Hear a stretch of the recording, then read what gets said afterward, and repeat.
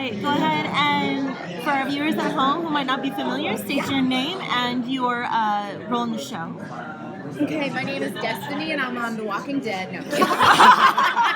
Different show.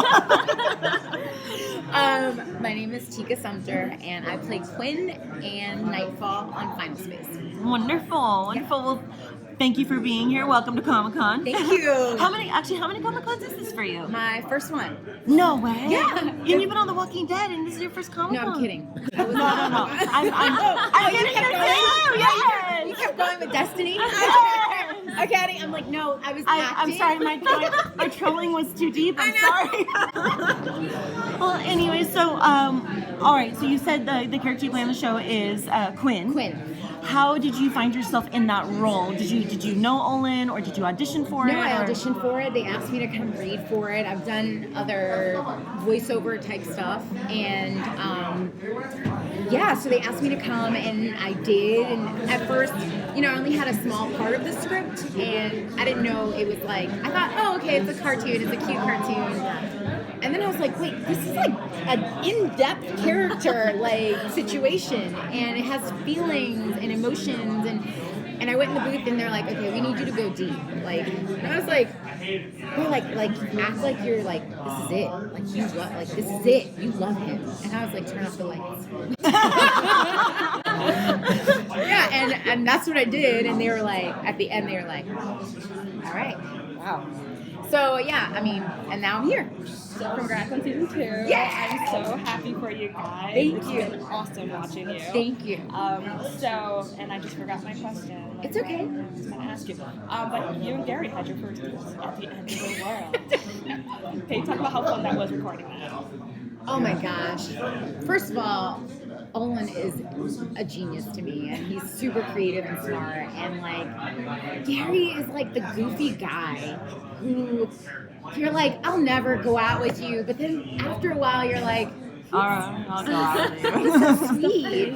It's the face and it's the voice and it's the tenacity, and not knowing that you're kind of a cornball, you know what I mean? But super smart, really, and I don't know, I just love that they're finally understanding their connection and that Quinn is getting vulnerable. It's not easy. She is a leader in her field. Imagine how strong she's had to be for so long, and then, when they first meet in the bar, he's like, and she's like, dude, go sit down. You know what I mean? So, The future Quinn scenes. I am so excited for you guys to see. So, with your extensive background in actual live action film, is this your first foray into voice? No. Have you done other voice acting before? I've done, well, I started in New York and I did I was doing CoverGirl, I was doing a ton of commercials voiceover wise. And then I did a bunch of stuff for Nickelodeon and cartoons like that. So I never knew that that's what I would get into. Yeah. You just kind of fell into it? Yeah, it was kind of like, oh, we like your voice, and I was like, really? Because sometimes I'm like, shut up. But yeah, no, and then I kept going, and they liked it for this, and I continued to do it. Olin throws so many science fiction references into the show. Has there been any references that you're like, okay, I kind of want to go back to the original source chicken? Okay, so don't kill me, please, and don't judge me. No judge. But I grew up watching A Different World, or no, nothing. I'm just saying I'm scared at Comic-Con to be I didn't really grow up here. I knew of Star Trek, but I'll just start at Stargate. Okay, totally fine. Sorry. Okay, so no, it makes me it makes me want to go back and look at these things that I didn't grow up watching. I was I was singing The Sound of Music. You know what I mean? Well, everyone's a nerd in their own capacity. I am such a nerd. What were you a nerd for? Musicals. So you're a musical nerd. You're still a nerd. And I love it. Comic-Con isn't necessarily comics anymore. It's really pop culture con. I love it. It is pop culture con because you have Pop comics, culture con. but you have movies and television. Yeah. I remember the year that Glee was promoting. Oh wow. So it's so much more now. It's not just like It's sci-fi. It's not just sci-fi. Yeah. It's so much. There So should be a musical episode of Finance Faye. That would be so fun. I mean, you heard it here first. You heard it here first. Yeah, right? JeanBookNerd.com. I know. That's a good idea, actually. So, Hey, Olin. right. We came, look, I'd be like, so guy, yeah. They came up with, yeah, that would be an awesome idea. Yeah, I do sing. Oh. I do sing, and I love. This needs to happen. Well, you said you were in Cookies. You said you were in New York. Were you on Broadway at all? Was that ever an option? Because I know a lot of people who sing. That's always Right. kind of Right. No. I've never done any Broadway stuff. I just kind of grew up in a household of singers. very musical. Very musical household, and my main focus was just like acting, and I mean, I did some singing stuff, but like that wasn't my main focus. What attracted you to your character? Like, what are the things that you love the most about it? What makes it complicated? Do you feel any similarities to your character? Oh yeah, I feel a lot of similarities. I feel like I love her strength. I love that she like tells a bunch of men in the room like, you guys are idiots, you know. like you guys need to listen to me, you know. And she has such tenacity, and she has such I don't know, she's not afraid to speak up, you know, and I like that about her. And that's kind of the same thing about me. It's like when women sometimes are aggressive, they are difficult. They're called difficult. They're seen as difficult. Or bitchy. Or all these things. But if it was a guy, no offense to guys, but like, it's like he's a boss. You know what I mean? And it's like, she doesn't care what you name her. She's going to do what she has to do to make things right. So. And is that how you are, you think?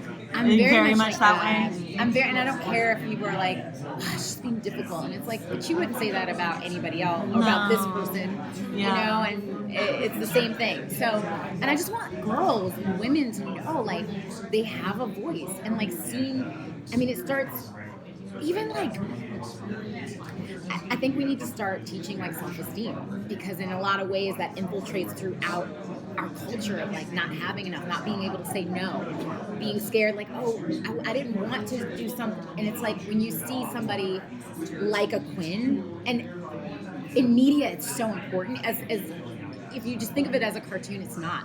Media infiltrates every part of our lives. So you see this young woman who's like, no, and I do have a voice. Well, hopefully that will allow other women to say, you know what, I can stand up for myself, you know. Quinn does it, and it happens in so many ways, you know. Like I remember watching She-Ra, you know. Yeah. You know, and it's like, you know, I remember watching all these cartoons and I don't know, in a weird way being empowered by them. You're doing that. That's like your character is like definitely a one step toward that. And then for all the episodes for the season 1, there's just so many funny moments. Like, which one's your favorite? Like, it must be so crazy to choose one. First of all, I just love every scene that Tribor is in. Tribor is like her best friend who's annoying, and like, you know, and he's just like wears her clothes, and like, This is a rebellion. yeah, yes it is. You're idiot. I don't think you're idiots. I mean, what you idiot? You know, it's like he like either repeats her or goes against everything she says, and I just love his voice. And literally, I'm in the booth dying laughing because of Tribor. Like she's like, are you wearing my clothes? He's like, what clothes? You know, and he's like putting on her clothes. And it's amazing. So I love everything with Tribor. But I do love the scenes with Gary and Quinn a lot. Like, especially the emotional stuff of her like trying to save Earth, and who knows what happens. You know, like. And that just scene of the disconnect, like she's like, bye, you know, I tried, you know, and I don't know, it's like I haven't seen that in cartoons.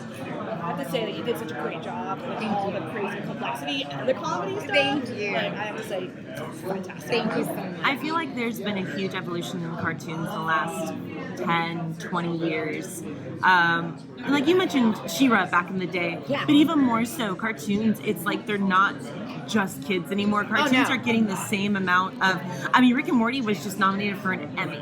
Like cartoons are hitting that same level of caliber that, you know, live action sitcoms or even live action dramas would hit. I didn't know that. I didn't know that they got not. They literally they just did. They just did. Wow. I just saw it. The Pickle Rick episode just got nominated for an Emmy. No.